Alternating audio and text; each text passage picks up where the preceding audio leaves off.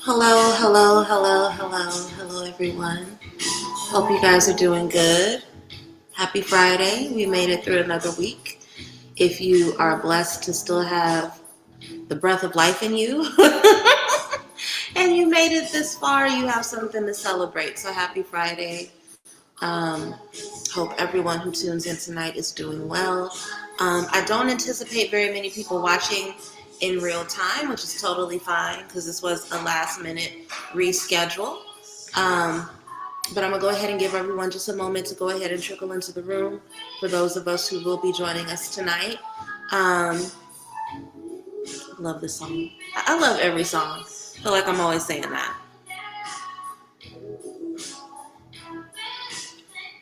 Go ahead and pause this though so that it doesn't overlap with me talking. I'm not going to be on here very long. This is the Return of the Charm School lecture series, which is a free lecture series that I give. I try to do once a month. So these are just free classes for the community based on different spiritual lessons, things that we need to learn, equip ourselves with. Most of them are rooted in spiritual life coaching wisdom, things around spiritual hygiene, to equip us with tools around how to navigate and deal with certain problems in and throughout the world. Tonight, we are going to be talking about ways to navigate the spirit of provocation. Now, I thought that I'd already given this lecture, and then I realized that it wasn't a lecture that I gave. It was just a conversation that I had in response to SZA and Nicki when they had their falling out, right? And I remember talking a lot about Nicki as being somebody who embodied the spirit of provocation and how she showed up to really provoke SZA into being out of character, into calling her into an argument. And so I think it's really important that we have this conversation because SZA's not the only person on the planet that's going to happen to, right? A lot of us are going to have moments where we are being tested or people are trying us. And sometimes that is the result of other people needing to use us as tools to navigate their ego. But sometimes it's literally demonic forces, right? It's energy from what people would call the devil, right? Trying to pull us out of our character, trying to pull us out of alignment. Demonic forces cannot penetrate somebody who is rooted and grounded in God, whether they're rooted and grounded in the supreme God or rooted and grounded in the God within themselves, right? So the way that they gain attachment to you is by pulling you out of character. That is literally what the spirit of provocation is. The spirit of provocation is a literal spirit, okay? It's not a concept. It is a literal spirit. And it is a spirit that can be summoned and accessed and provoked by different people, by different demonic forces, by different principalities, right? Ephesians 6:12 says, "For we wrestle not against flesh and blood, but against principalities, against spiritual wickedness in high places," right? Pay attention to the cultural climate. This is a difficult climate to be a part of any kind of group that is not a part of the WASP nation, right? White, Anglo-Saxon, whatever the rest of the phrase is, right? I'm not going to bring this man up, but a lot of the nasty things that are said about Black people, about immigrant populations, about women right now, that's coming from a spirit of provocation. That is meant to make people step out of alignment. The constant questioning of somebody's value and personhood, that is meant to pull them out of alignment and make them act out. And then the second that they act out, what happens? Their acting out is used as justification or evidence for why they don't deserve basic human rights, right? That's one example of how the spirit of provocation can be accessed on behalf of a principality or an institution or a bigger power outside of humans, right? But again, it's really important to remember that the spirit of provocation is an energy. It's an energy that feeds off of emotional reaction and ego. It is meant to pull a negative reaction out of you. It is meant to rip you out of alignment, right? Knock you out of the frequency that feeds you and keeps you whole. It is something that can move through people, through social conflict, or through an inner agitation that steals your peace, right? And there's a lot going on. If you've watched my Astral Hour segments, then you know there's a lot going on in terms of the transits right now that is ripe for provocation. We have Mars in Scorpio, we have Mercury in Scorpio, we have the Pluto and Aquarius transit that's going to be with us for literally a couple of decades, right? And all of these things can really press up against our boundaries, can really mess with our sense of being grounded.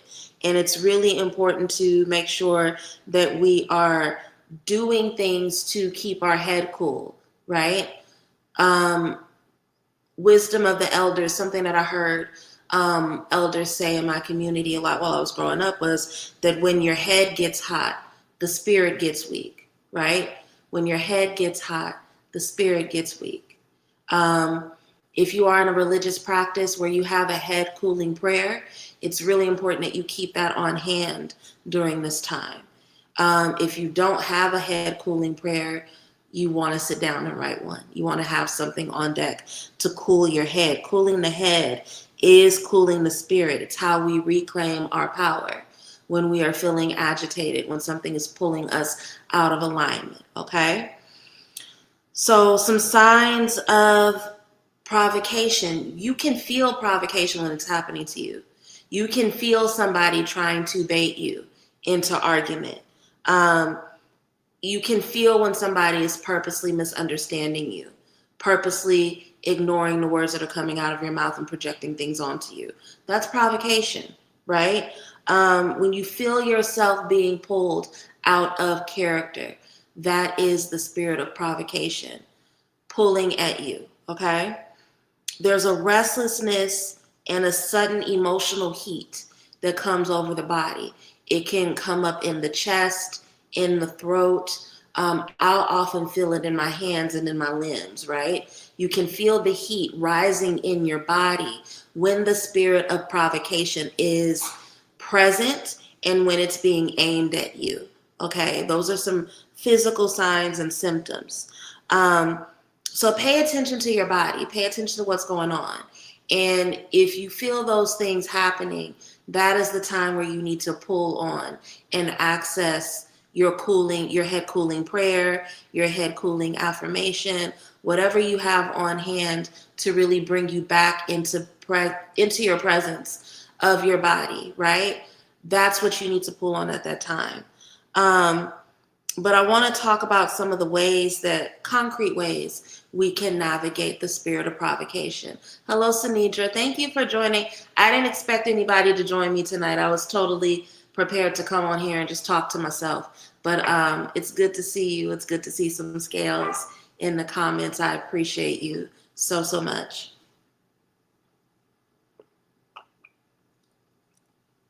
Okay. So the number one way or thing that can help us in terms of navigating a spirit of provocation, spiritual discernment.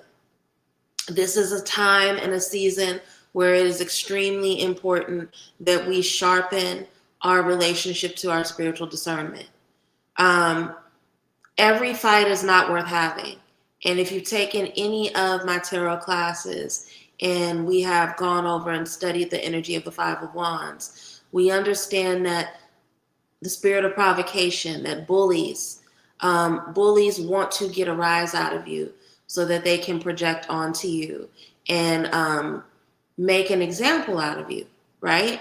And the main way that you can protect yourself from being pushed around by bullies, from having demonic forces seek or aim the spirit of provocation at you, is through exercising your spiritual discernment. Not every argument is worth having.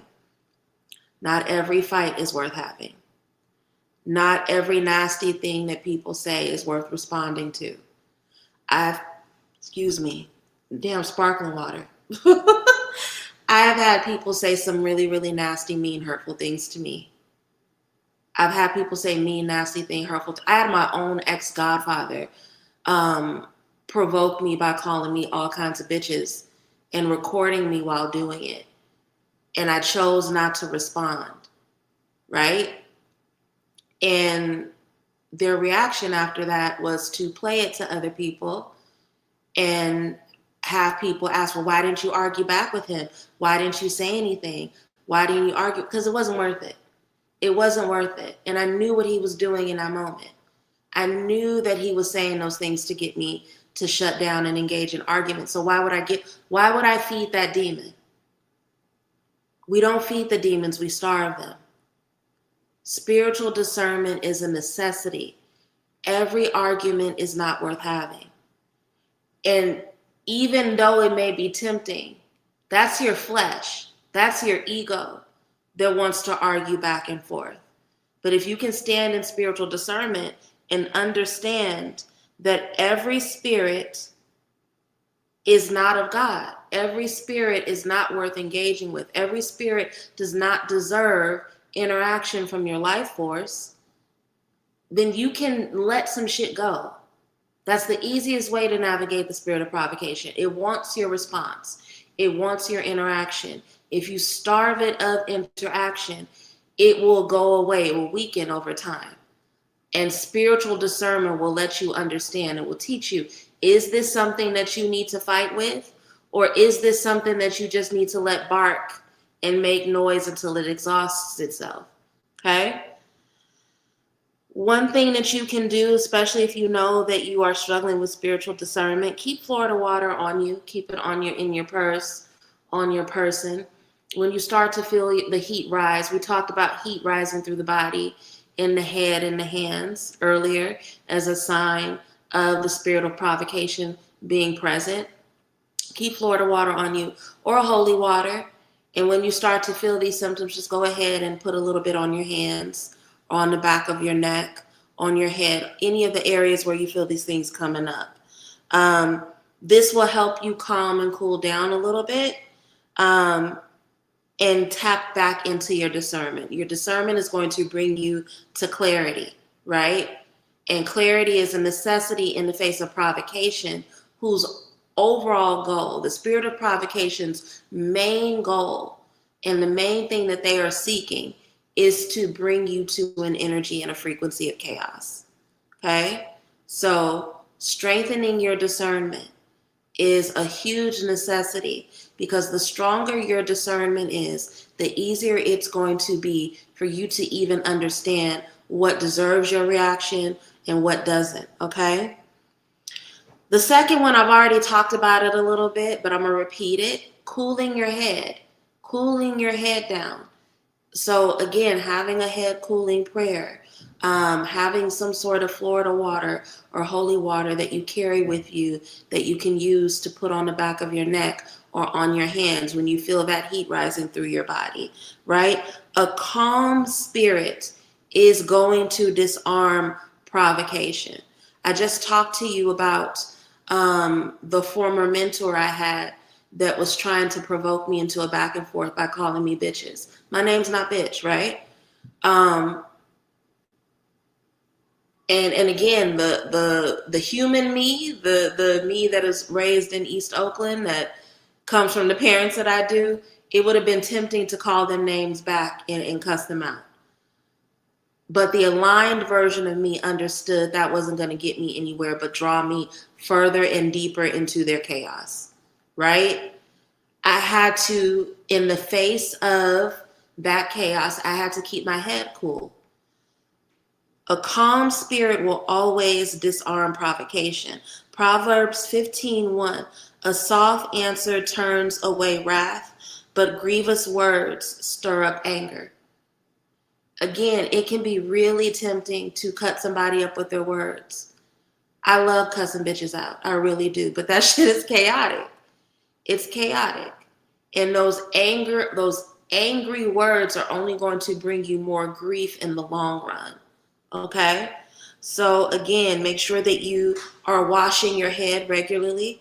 Washing your head, doing a spiritual head wash should be a part of your ongoing spiritual regimen, right? That's going to really help you stay in alignment and keep your head cool at all times. Carrying some sort of Florida water or holy water with you for the moments where you feel things rising up, that's going to be really important.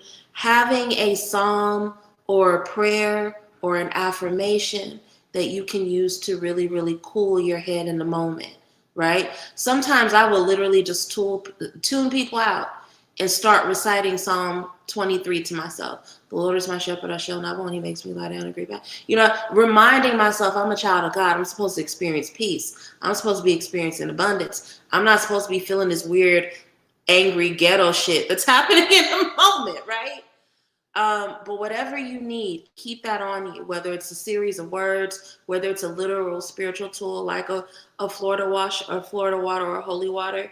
Make sure you have something you can pull on in the moments to cool your head, because a cool head is going to disarm the spirit of provocation. It will always disarm the spirit of provocation, okay? The third thing that's going to really help you in terms of navigating the spirit of provocation is strong boundaries. Now, this is something that we struggle with the most. In this day and age where we have the false belief that everybody deserves access to us, having strong boundaries can be really difficult. Boundaries are both physical and spiritual protection, right?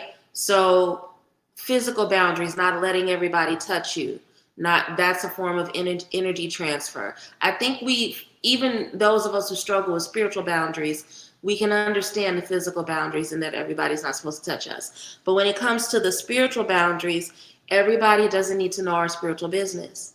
Everybody shouldn't be praying for you. I know that may sound controversial, but everybody should not be praying for you. I recently went through this where somebody disrespected the fuck out of me out of nowhere for no reason. And I had to remove myself from an environment. And then when I was talking to people later, they were like, oh, well, such and such is praying for you. Tell her to stop. Tell her to stop. I don't need her. She needs to focus on her alignment. I don't need every misaligned, angry, weirdo person praying for me. I really don't, right? You don't need everybody praying for you. You don't need everybody knowing your business. You just don't. Sanidra, even with kids, don't hug as many kids. I don't understand your question, Sanidra. I don't understand your question. Don't overthink it, honey. I'm not saying, especially if you work with children, I'm not saying don't let your children hug you. I'm saying that, like, you shouldn't be letting people out in public touch you. You shouldn't be letting strangers touch you. Don't overcomplicate it. It's really not that hard to grasp. Everybody shouldn't be touching you. You don't need to shake everybody's hand. You know what I mean? But boundaries are going to be really, really important in terms of you navigating the spirit of provocation.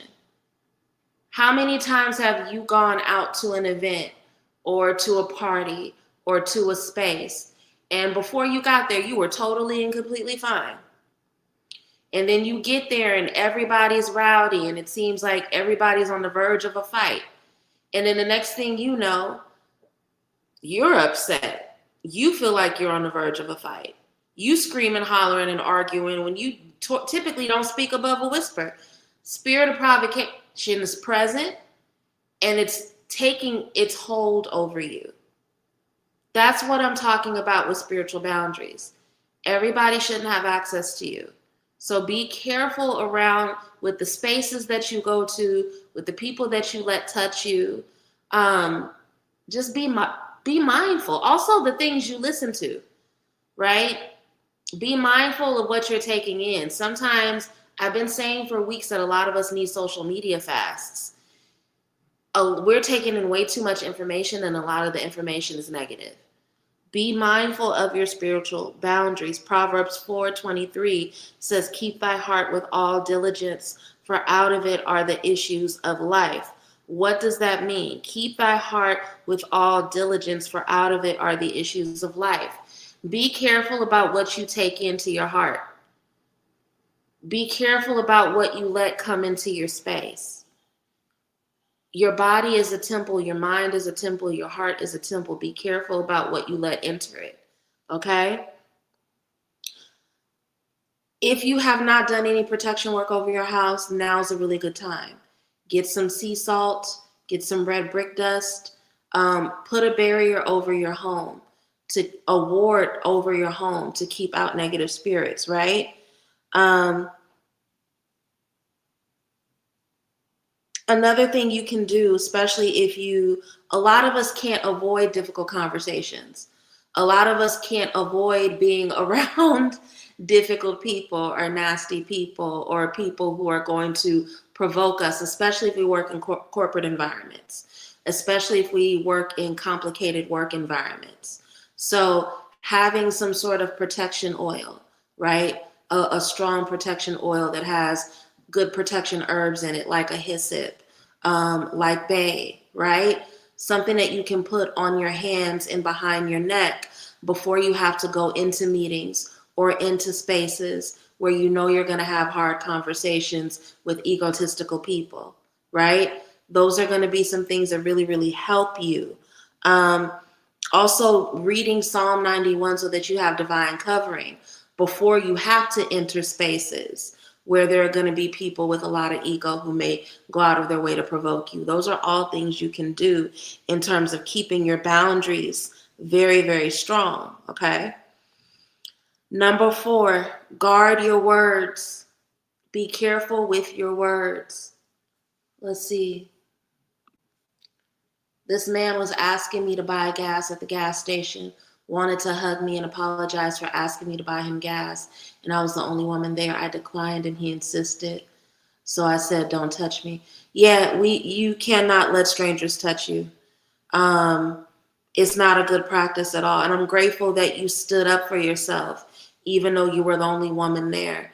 A lot of times men, and I deal with this a lot here in Atlanta, and I'm not saying I never dealt with it in California, but I feel like it's just more embraced as part of the culture here in Atlanta. In the South in general, people, there tends to be a lot more people pleasing from women to men, if that makes sense.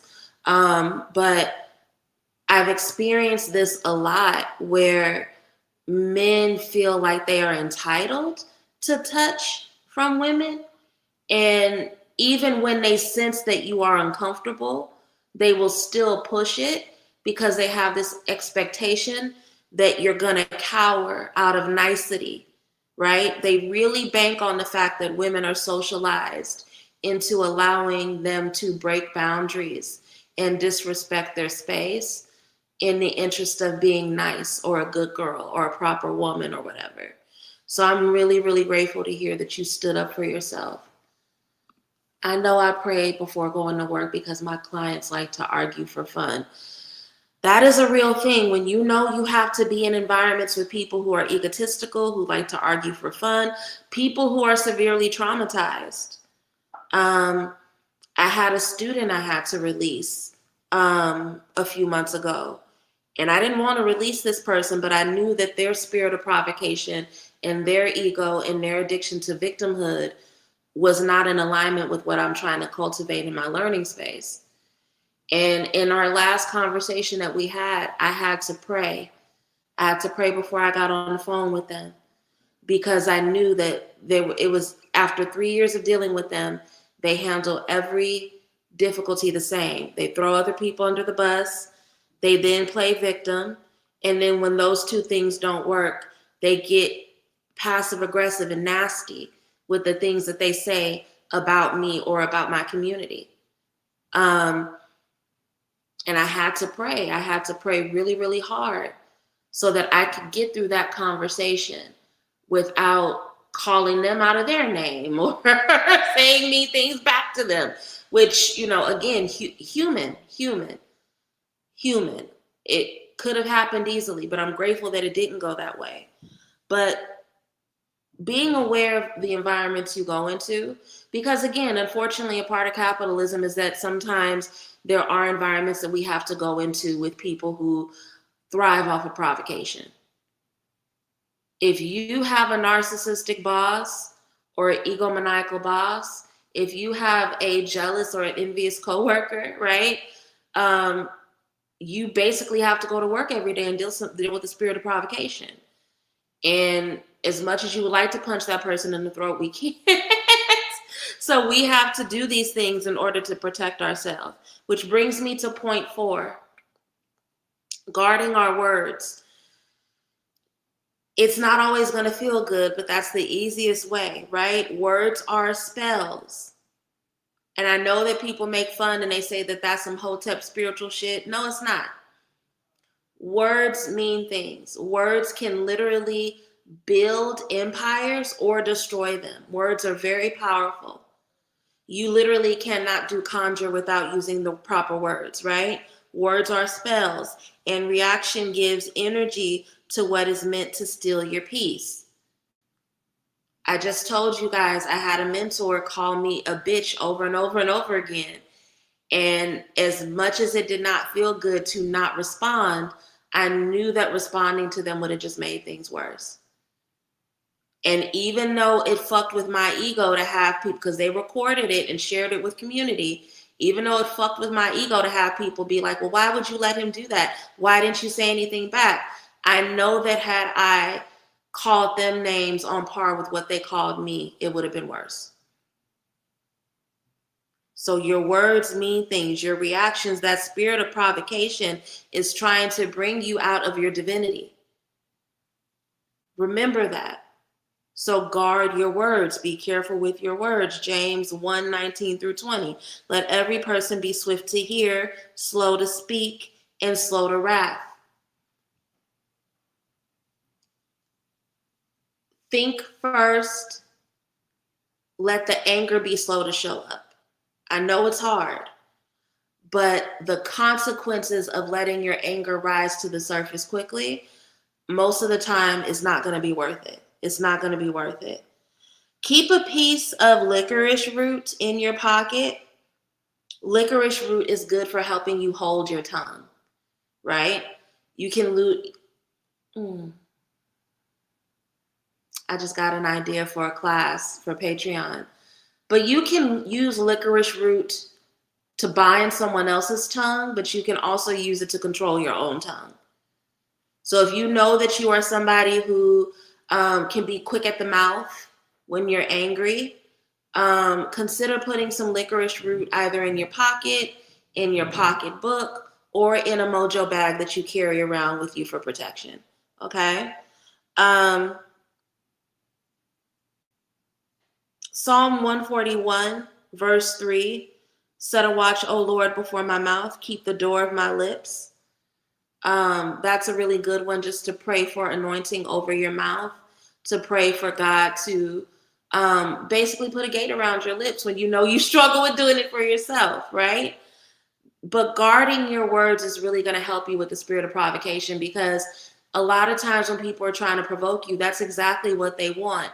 They want you to snap and say something that you don't mean, and it's coming from that heat that is rising in your body, right? We talked about the symptoms of when the spirit of provocation is present. You're going to feel heat in your chest. You're going to feel heat on the back of your neck. You're going to feel heat in your limbs, in your arms, and your fingertips, right? And a lot of times when we are not tapped into those physical symptoms, when we're ignoring them, the next thing that happens is that heat is going to push itself out of our throat, and we're going to say some shit that we don't mean. So guard your words. Be careful with your words. Again, the spirit of provocation needs to be starved. That's the only way to make it go away. You starve it. You do not feed it. And if you give it your words, especially words that you don't mean, that is going to fill it up quickly. This is so timely. I'm not quick with my words, but will stew and then come around later with the heat. I have to keep my head cool. Yeah, so we talked about that earlier, right? Why it's important to keep something on hand, whether it's a prayer, whether it's an affirmation, whether it's a holy water, something that you can use to cool your head in the moment, right? Let's talk about the final point of advice, and then we'll go ahead and wrap up for the evening, because it is a Friday night. I don't want to hold y'all here forever. The spirit of provocation is meant to bring you into chaos. And chaos is in direct opposition to alignment. So the most powerful thing we can do when faced with the spirit of provocation is to return to center. Allow yourself to get back to being centered. When provoked, always come back to your spiritual core. Come back to who you are, right? If for some of you, it's the concept of Ori, right? Return to Ori. Connect with the spirit of your head. For some of us, it's about, we understand that we have an inner spirit, a God that walks within us. Reconnect to that energy. You have to return to your core, because the spirit of provocation is literally there to make you lose contact with who you are. So you got to return to your breath. You got to do something to ground into yourself. Okay? When you feel provoked, stop, take 3 deep breaths. Take them through your nose and let them out through your mouth, okay? If you are in a space where you feel safe to do so, because this may make you feel weird in a work environment, but if you are in a place where you are safe to do so, put your hand over your heart and just say, peace be still. Put your hand over your heart, peace be still. Hand on the back of your neck, peace be still. Peace be still. Peace be still. But bring yourself back to your center. Get grounded. Because again, the spirit of provocation is a tool that is used to bring you out of alignment. It's meant to bring you into chaos, right? When you get home, light a white candle and pray Psalm 27. Psalm 27 is going to help you not only bring calm over your body, it's going to help you bring calm over your home. But in the moment, those deep breaths and the hand over the heart or the hand over the back of your neck and just repeating, peace be still until you can get calm, it'll make a world of difference. I promise you. You don't have to match an energy to master it. I think that's one of the dumbest, most ignorant, fucking ghetto ass things that we have normalized in this culture. Well, I match energy. So you have no control over who you are as a person? You just letting any and every fool in the world dictate who you get to be and how you show up in the world? You do not have to match an energy to master it. And honestly, matching energy will fuck you up more than it will the other people. We all want to talk about high vibration. Some people have never vibrated high. Some people don't know what it looks like or feels like to vibrate high. So of course, if they come across you and you full of light, they're going to do a whole bunch of ghetto shit, ignorant shit, unholy shit, evil shit to bring you out of your vibration. So why would you willingly tell yourself, well, I match energy? No, we do not get in the dirt. We do not get in the dirt. We do not wallow with pigs. We don't do that. Power lies in stillness. Power lies in calm. Power lies in control. Confidence is calm. Arrogance is chaotic. Arrogance is loud. But confidence is calm. Okay? So I want to recap everything we've gone over tonight, and then I'm going to share an affirmation with you all. I want you to have a beautiful weekend, okay? The energies are about to be really weird this next month and a half at minimum, right? And we're going into the holiday season. And those of us who are blessed to have family, those of us who are blessed to have roof over our head, those of us who are blessed to have communities that love us, we cannot get distracted right now. There's a lot of people in the world that are suffering and unhappy. All we can do is pray for them. But matching their energy, allowing them to bring us out of attunement with the God in us, that's definitely not the answer. Okay? So again, the 5 ways that we navigate the spirit of provocation. First, discernment, spiritual discernment. Being able to recognize what deserves your attention and what does not. Every argument does not reserve your energy. Every action does not need a reaction. Number 2, cooling your head. Making sure you have prayers that you remember, psalms that you can recite, a Florida water, a holy water, a crystal, any kind, whatever brings you comfort, whatever allows you to cool your head and your energy when that heat from the spirit of provocation is present. Make sure you have that on you at all times. Understand that this is spiritual warfare, and a cooling agent is going to be one of the biggest weapons you need to combat the spirit of provocation. Okay? Number 3, strong boundaries. Why does everybody have access to you? Why is everybody touching you? Why are you putting yourself in environments that you know are unsafe without doing something to guard your head, to guard your heart, to keep your energy safe and blocked off? These are things you need to think about. What can you do to stay out of environments that are unsafe, away from people that are unsafe?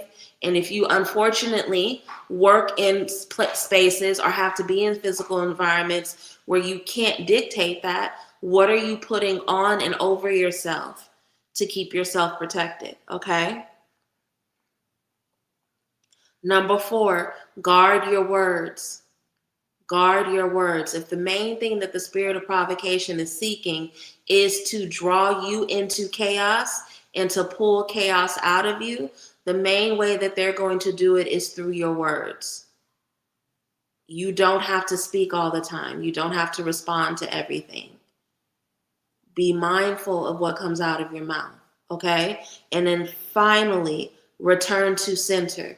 What do you need to get back grounded? What do you need to do to get rooted back in your body as opposed to being wrapped up in the moment of the exchange? Okay? It takes a lot of energy to match energy. It really does. It really does. And the only thing that matching energy serves is the ego. It serves the ego. People want to be able to turn around and be like, because I told them and I did. But think about all the energy that it took out of you. Think about all the anger that brought out of you. You're absolutely right. It takes a lot of energy to match energy. I will definitely make some protection oil to keep on me. Good. Make a protection oil. Keep a holy water on you as well, okay? I want to leave you guys with this affirmation. And then I want you guys to have peace throughout the weekend, okay? I remain cool and covered. No provocation can shake my peace. I remain cool and covered. No provocation can shake my peace. My words are wise. My spirit is steady. And my center is strong. My words are wise. My spirit is steady. And my center is strong. Peace be still within and around me. Peace be still within and around me. Okay? I love you all. Thank you so much. I'm so grateful for everybody that tuned in tonight. I thought it was just going to be me talking to myself because it is a Friday night. Don't nobody want to come to no class on a Friday night, but I had to reschedule because I wasn't doing my best earlier this week. There was no way I was not in condition to teach on Tuesday. And because I am a Taurus, I'd rather get it done than not have it done at all. So I was completely okay with people not showing up for this, but I'm grateful for everyone who did attend. Make sure you bookmark this, save this. I'm going to put this on the Patreon as well for those who are on my Patreon, because I know some of the patrons missed it tonight. But return to this if you need to throughout the season, okay? If you didn't get to take notes, return to this as you need it throughout the season. Do not let people pull you out of alignment. Do not let people pull you into an energy that makes you forget how blessed you are. Because that's all that the spirit of provocation wants. It wants to make you forget who you really are. And demonic forces, the devil, if you want to call it that, feel like they win when they make you forget who you are. Okay? I love you. Take care. I'll be back Sunday, 7:30 p.m. EST for the weekly energy reading. I will see you all then. Bye.